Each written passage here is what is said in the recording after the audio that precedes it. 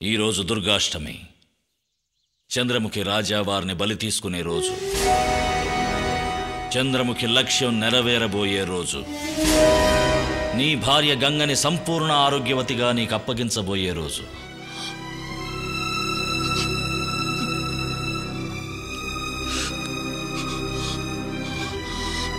రాత్రంతా ప్రశాంతంగా పడుకున్న గంగను చూశానన్నావుగా. నువ్వు తన దగ్గరికి వెళ్ళి, ఇవాళ రాత్రి మనం ఇక్కడ ఉండటం లేదు, ప్రియకి పెళ్లి నగలు కొనటానికి పొరుగురు వెళ్తున్నామని చెప్పి పిలిస్తే పిలు.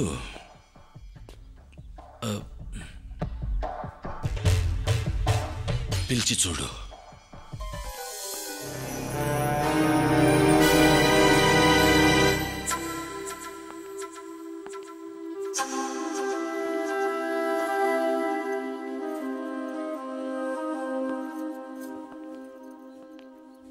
గంగా, ఇవాళ మనిద్దరం వైజాగ్ వెళ్తున్నాం. ఎందుకు? అక్కడికి వెళ్ళి ప్రియకి బట్టలు నగలు కొని రేపు బయలుదేరతాం. ఇవాళ? అవును. అదేంటి ఇవాళ్లే? నగలు కొనడానికి రేపు మంచి రోజట, అందుకు ఇవాళ బయలుదేరుతున్నాం. నేను రాను. నువ్వు వస్తున్నావు. రానంటుంటే నువ్వు వస్తావు. నువ్వు వచ్చి తీరాలి. విడమటియా, ఎన్నే విడమటియా.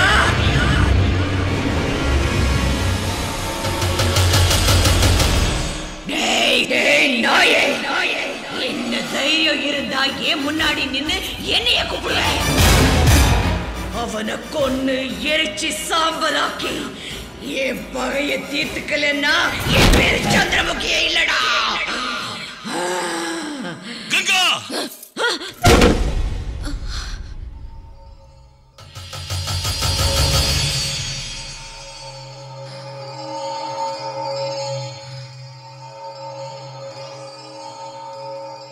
నేను ఇప్పుడు ఏమైనా చేశానా? లేదు. ఇప్పుడేదో చేశాను. లేదండి, మిమ్మల్ని ఏదో అన్నాను. ఏమనలేదు. నాకేదో అయ్యింది. నాకేదో అయ్యింది. నాకేదో అయ్యింది. నన్ను క్షమించండి. నన్ను శిక్షించకండి. నన్ను క్షమించండి. క్షమించండి. నేను తప్పు చేసి ఉంటే నన్ను క్షమించండి. నన్ను దూరం చేయకండి. నన్ను క్షమించండి. నువ్వేమీ అనలేదు, నీకేమీ కాలేదు.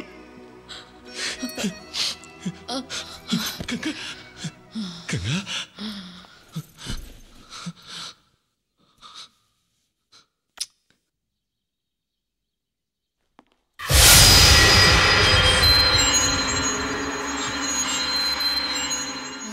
క్షమించండి.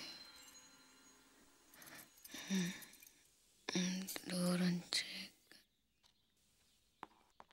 చాలు ఈశ్వర్, చాలు.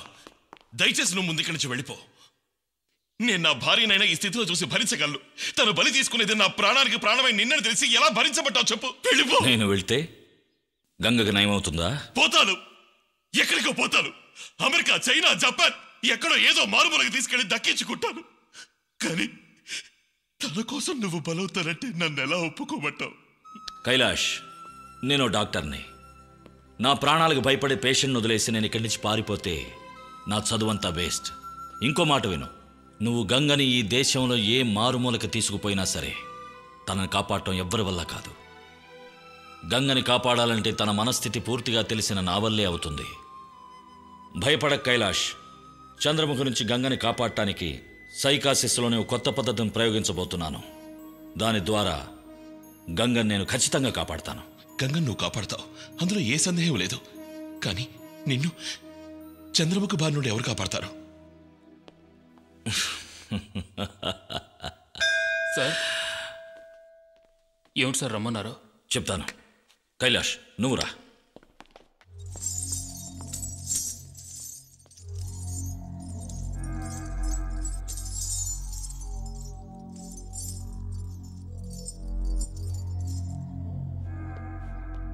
రండి.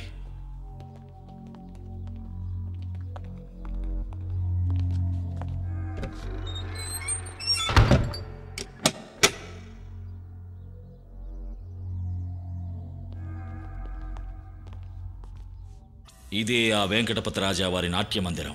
ఇక్కడే అతను పగతో ఆ చంద్రముఖిని సజీవ దహనం చేశాడు.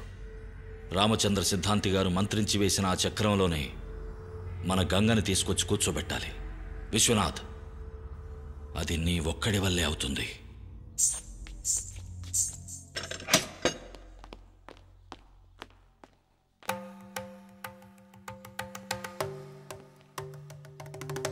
కైలాష్, నేను చెప్పిందంత గుర్తుందిగా? Be strong. విజయం మనదే.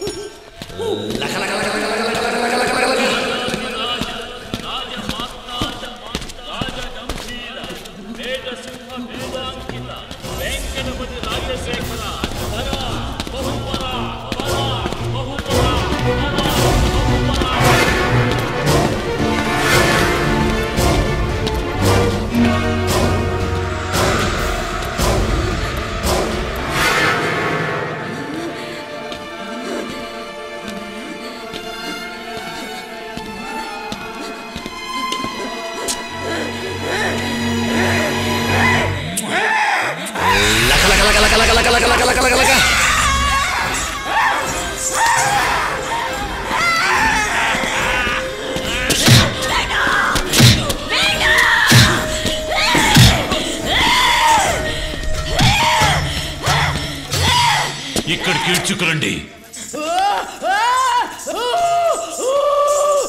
ఎవరు నువ్వు? சொல்ல மாட்டேன். చెప్పు, ఎవరు నువ్వు? நான் சொல்ல மாட்டேன்.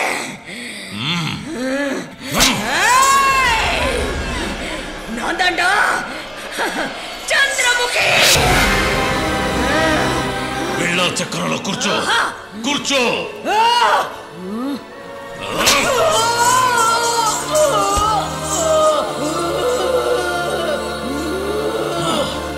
నువ్వెందుకు వచ్చావు? కొల పండ్రదుకు. ఎవరిని? అవనే. అక్కడ కూర్చో. இன்னைக்கு దుర్గాష్టమి. அவனை கொன்னு சாம்பலாக்கி ఏ పగயை తీర్చుకోను.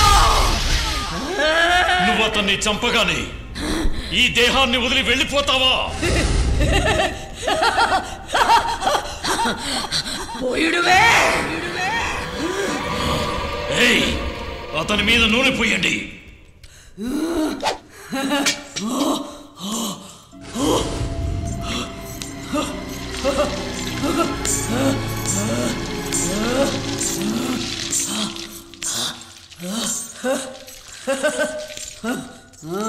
ఇదిగో చంపుతన్ని నీ చేతులతోనే కాల్చి చంపు.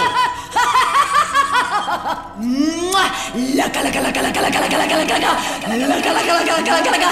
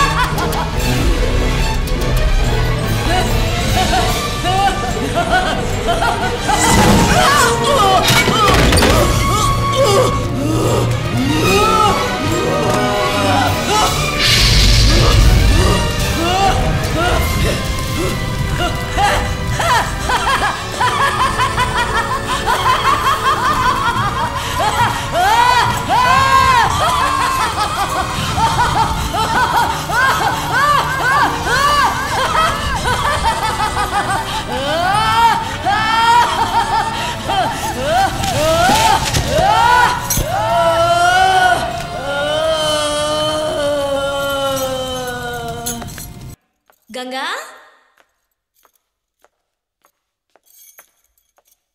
గంగా,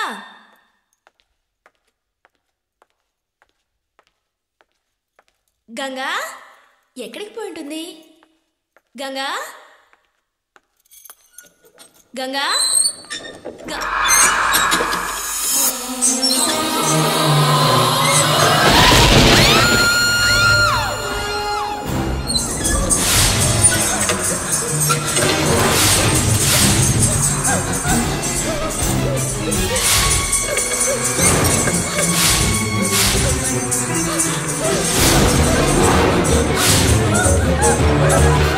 ప్రియా ప్రియా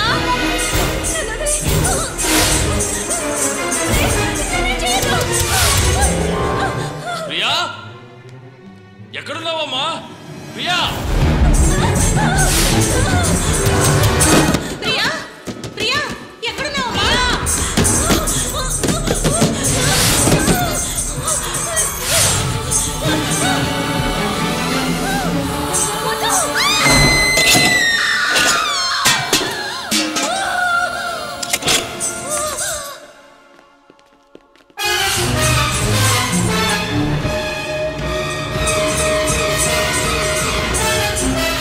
ఇక్కడి నుంచే వినపడింది.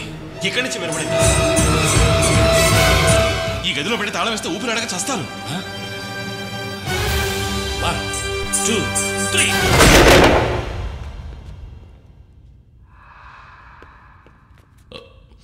ప్రియా ప్రియా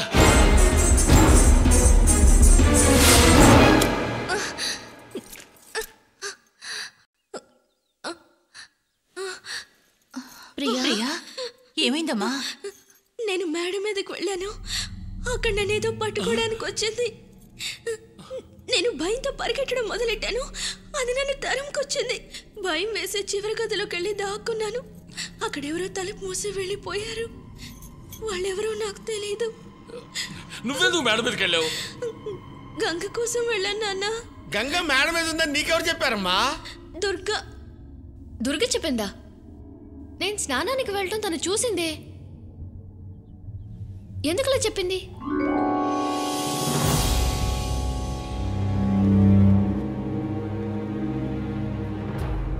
ఈశ్వర్, ఇదే రోజు ఇక్కడ జరుగుతోంది. ఈ పని చేసే వాళ్ళు అసలు ఎవరు, ఎందుకు చేస్తున్నారు, ఏం ఆశించి చేస్తున్నారు? నాకు అర్థం కాలేదు. నీకు అర్థమైందా? కైలాష్, నువ్వు గంగా ఈ రాజమహల్ కొనే తీరాలని నిర్ణయించుకున్నాక గతంలో ఎవరో ఈ రాజమహల్ గురించి ఓ పుస్తకం రాసినట్టు నాకు జ్ఞాపకం వచ్చింది. వెంటనే నేను లైబ్రరీకి వెళ్ళి ఆ పుస్తకం చదివి ఎన్నో విషయాలు తెలుసుకున్నాను. మన వాళ్ళు భయపడుతున్నట్టు ఈ రాజమహల్లో ఏమీ లేదని నాకు నమ్మకం కుదిరాకే నువ్వు తీసుకున్న నిర్ణయాన్ని నేను కాదనలేకపోయాను. నేను ఇక్కడికి మొట్టమొదటిసారి వచ్చినప్పుడు నేను ఈ దెయ్యాలకి భూతాలకి భయపడినట్లుగా నటించి అందరినీ నమ్మించాను. రాత్రిళ్ళు అందరూ పడుకున్న తర్వాత ఒంటరిగా పైకి వెళ్ళి రాజుగారి గత్తలుపును చూశాను. ఆ తలుపుకి ఎన్నో మంత్రించిన తాయెత్తులు కట్టున్నాయి. వాటన్నిటినీ తీసి పెద్దల నమ్మకాన్ని వమ్ము చేయకూడదనే ఉద్దేశంతో ఆ తలుపు తెరవకుండా వచ్చేశాను. ఆ గదిలో భయపడాల్సినంతగా ఏమీ లేదన్న ధైర్యంతోనే ఈమెయిల్ వచ్చిన వెంటనే నేను బయలుదేరి వెళ్ళాను. కానీ చంద్రముఖి గది ఏ రోజైతే తెరవబడిందో ఆ రోజు నుంచి ఈ సమస్యలు మొదలయ్యాయి.